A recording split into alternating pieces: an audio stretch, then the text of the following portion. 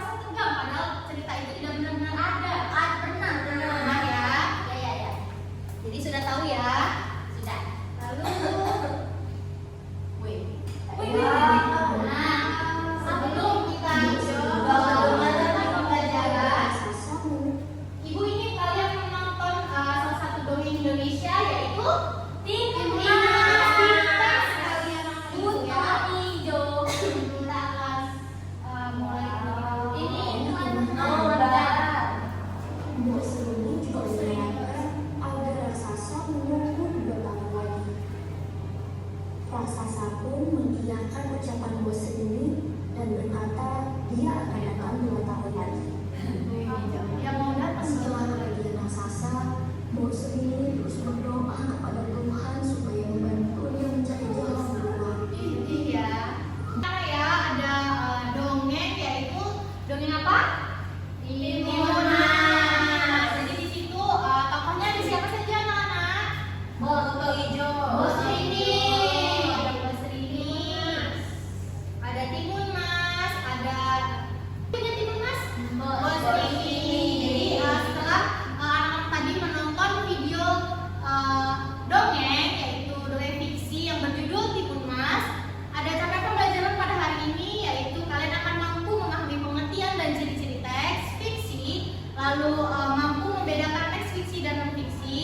lalu mengidentifikasi unsur intrinsik dan ekstrinsik, dan yang terakhir adalah mampu memperhatikan alur, tokoh, amanat, dan lain sebagainya, serta mampu membuat teks fiksi sederhana.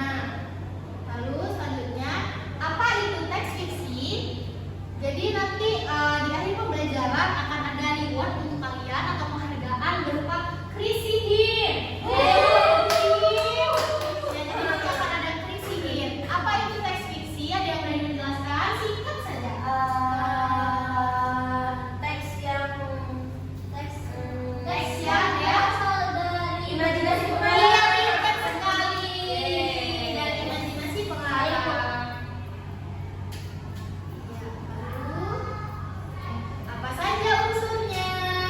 Unsurnya Intrinsik dan ekstrinsik. Ada tokoh, penokohan, alur, latar, konflik, dan amanat. Kalau di dongeng tadi, temanya tentang apa? Yang sudah kalian sebutkan di awal. Kejujuran, pintar, menepati janji. kejujuran juga Kejujuran boleh. Tokohnya ini siapa saja? Pintar. Lalu alurnya maju karena Timun Mas tumbuh dari kecil menjadi dewasa. Latarnya ada di mana, anak-anak? di desa-desa. Desa, pintar sekali. Di pegunungan, di mana lagi? Di hutan. Lalu konfliknya itu tadi berantem ya, ibunya sama Iya, ibunya ya. Ya, amanatnya kita harus jadi orang yang Jujur dan menepati janji. menepati janji, pintar. Untuk unsur ekstrinsik nanti ya, setelah kalian paham dulu unsur intrinsik dari teks fiksi. Baik, Ibu. Lalu selanjutnya apa saja contoh fiksi dan non fiksi? Wih, Wow. banyak sekali. Itu tadi Timun Mas ya, udah kita katakan ya. Ada novel juga. Tadi ada yang sudah baca novel siapa? Saya. Ya, semuanya sudah baca novel. Ada Manusia Kue Jahe, ada Kisah Gajah dan Semut, ada juga novel Dikta dan Hukum. Wow, keren sekali ya, banyak sekali. Lalu ada yang non fiksi. Coba diperhatikan, ada yang non fiksi. Ya, Ada Bu. Bapak siapa itu? B.J. Bapak Soekarno dan Bapak B.J. Habibie. Pintar sekali. Bapak Soekarno itu presiden keberapa ya? Satu. Pintar sekali anak-anak ibu ya. Lalu kita lanjut lagi. Bagaimana cara membuat teks fiksi sederhana? Kita akan masuk ke dalam babnya. Sebentar ya anak-anak. Ini dia. Di sini ada apa aja ya anak-anak ya? Itu apa yang bisa kalian perhatikan? Jamur. Ada jamur. Ada rumah pohon. Ada rumah pohon. Ada anak kecil yang berduduk. Buku. Nah, sekarang ibu mau tanya, apakah ada jamur yang di bawahnya berbentuk sumur seperti itu? Tidak. Di kehidupan nyata ada tidak? Tidak. Tidak ada. Tidak pernah melihat. Apakah ada pohon yang memiliki jendela? Kalau dibuat Kalau dibuat ada, pintar. Apakah ada manusia yang memiliki sayap? Iya. Nah, ini semua tidak ada dalam kehidupan nyata. Betul tidak? Betul. Karena teks fiksi tadi berasal dari imajinasi pengarang. Tapi kalian melihat gambar atau visual ini menarik tidak? Menarik. Bagus tidak? Bagus. Oleh sebab itu, bagaimana sih cara membuat teks fiksi yang baik? Cara membuat teks fiksi yang sederhana? Mari kita beri tantangan untuk diri kita sendiri untuk membuat cerita bersambung yang nanti mungkin dimulai dari Dea, dari Vidya, dari Anissa, atau mungkin boleh yang mau berani duluan membuat cerita. Oke, jadi ceritanya dengan cerita bersambung ya, dengan memperhatikan gambar-gambar. Salah satu gambar yang sudah ibu tampilkan itu ada ibu peri, ada jamur yang memiliki sumur, ada rumah pohon dan lain sebagainya. Ada yang berani menuliskan? Saya. Oke, Dea, silakan. Saya. Kalimat sederhana saja. Saya pertama ya, Bu. Gunakan imajinasi kalian untuk berpikir, gunakan kekreatifan kalian untuk menuliskan. Ayo. Ada suatu hari. Tidak akan kita aja lagi ya. Ada suatu hari. Ayo yang lain persiapkan dirinya. Ayo, silakan dibuat diimajinasikan. Dibuat sekali mungkin sesuai dengan imajinasi kalian dan dirangkai menjadi sebuah kalimat yang baik. Ya, siapa selanjutnya? Aris. Itu Rosi. Ibu kasih nomor teman ya. Mana ya? Ibu kasih nomor ya boleh.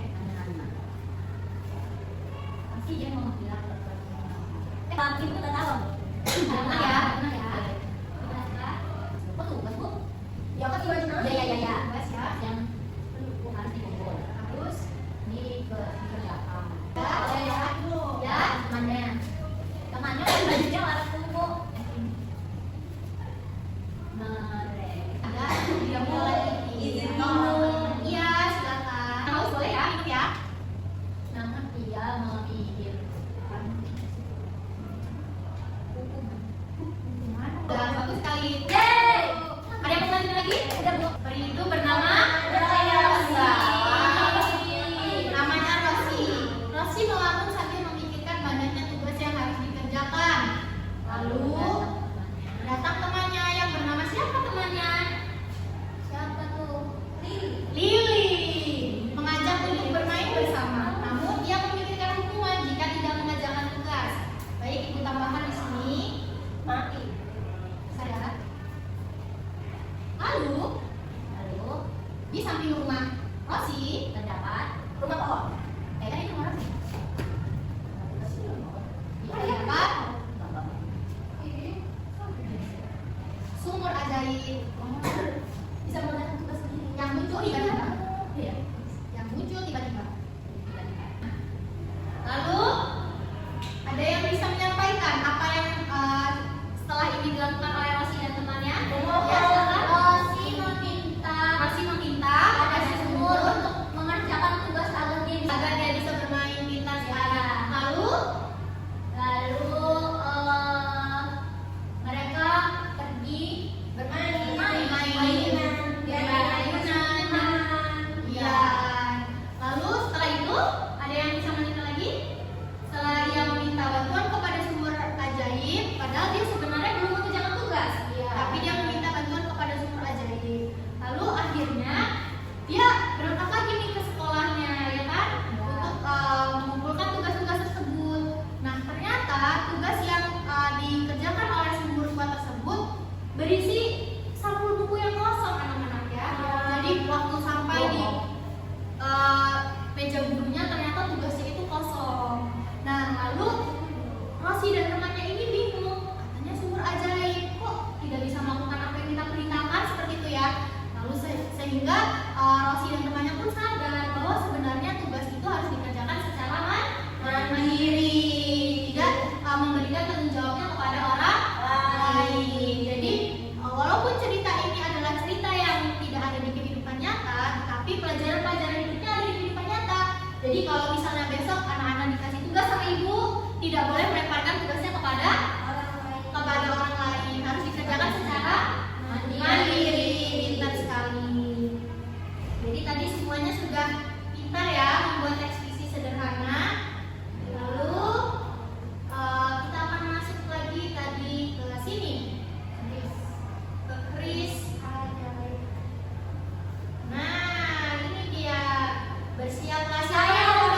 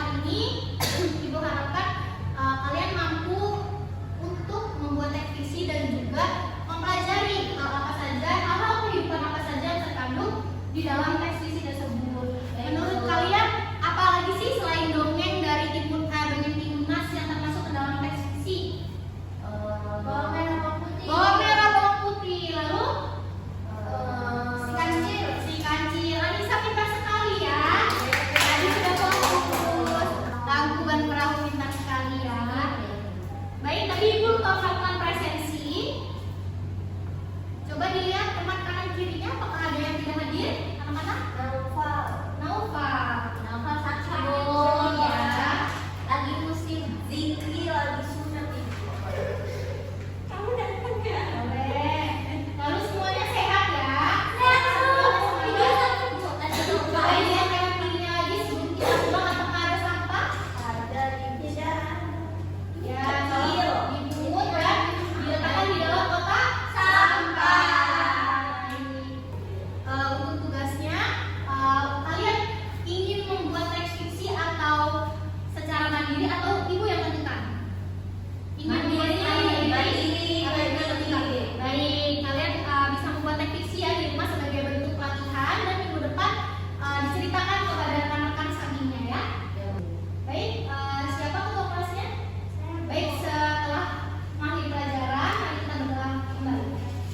Baik teman-teman, nanti kita berdoa menurut agama dan kepercayaan masing-masing. Berdoa dimulai. Berdoa selesai. Baik, terima kasih Anissa dan terima kasih anak-anak ibu yang sudah sangat antusias sekali pada hari ini. Kita beri tepuk tangan untuk diri kita sendiri. Baik, jangan lupa untuk mengerjakan tugas yang sudah diberikan. Lalu jangan melupakan materi yang sudah kita bahas saat ini tadi. Sudah menonton video, kita sudah speaking dan sebagainya. Semoga ini bermanfaat untuk kalian ya. Ada zuhur dan jangan ke kantin ya. Kalau makannya habis. Ibu pamit ya. Assalamualaikum. Waalaikumsalam. Terima kasih dia. Assalamualaikum warahmatullahi wabarakatuh. Saya Vidya Dinda Zarani dengan NPM 231304109 sebagai observer lisan dari nama calon guru Asyifa Zaharani dengan NPM 23130411051 tanggal 3 Oktober 2025 waktu 09.30, topik teks fiksi semester 2 pengajaran bahasa Indonesia. Komponen membuka pelajaran, menarik perhatian siswa, gaya mengajar guru seperti memilih posisi di depan, di tengah, di belakang, cukup baik, memilih kegiatan membaca, bercerita, demonstrasi, sangat baik. Yang kedua, penggunaan media dan alat bantu mengajar, cukup sangat baik. Yang ketiga, pola interaksi yang bervariasi, guru siswa sangat baik, siswa guru sangat baik, siswa sangat baik.